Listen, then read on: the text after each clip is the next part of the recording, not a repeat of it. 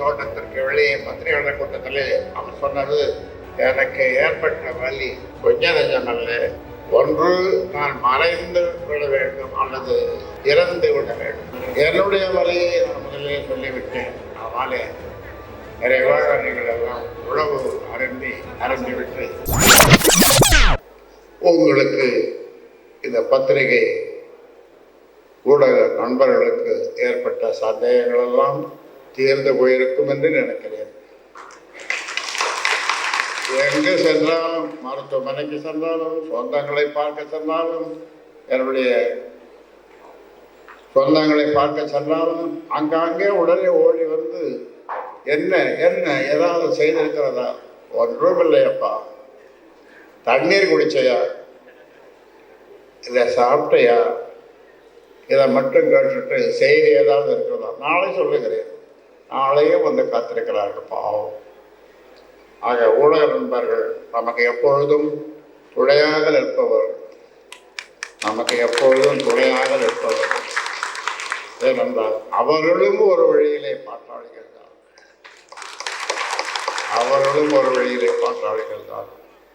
அதனால் இதையே சொல்லி இந்த மாநில செயற்குழு வரலாற்று சிறப்பு மிக்க இந்த செயற்குழுவிற்கு வருகை தந்த அனைவருக்கும் என்னுடைய வாழ்த்துக்களையும் பாராட்டையும் தெரிவித்து முடிக்கிறேன். நன்றி. ஒரு பந்தி முடிச்சு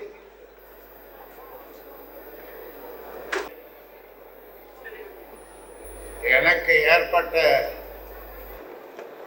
தோணிய ஒரு நிமிஷம், எனக்கு ஏற்பட்ட வலியை சொன்னேன். நம்முடைய தியாகச்சம்மல் கௌரவ தலைவர் ஏற்பட்ட வலியை அவர் நாசுக்காக சொன்னார். ஆனால் பத்திரிகையாளர்கள் கூட்டத்திலே, தைலாபுரம் தோட்டத்திற்கு வெளியே பத்திரிகையாளர் கூட்டத்திலே அவர் சொன்னது, எனக்கு ஏற்பட்ட வலி கொஞ்ச நெஞ்சமல்ல. ஒன்று நான் மறைந்து விட வேண்டும் அல்லது இறந்து விட வேண்டும்.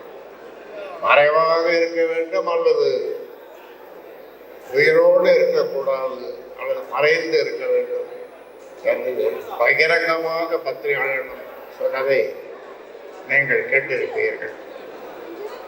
அப்படிப்பட்ட வழியை அவருக்கு கொடுத்தார்கள். என்னுடைய வழியை நான் முதலே சொல்லிவிட்டேன்.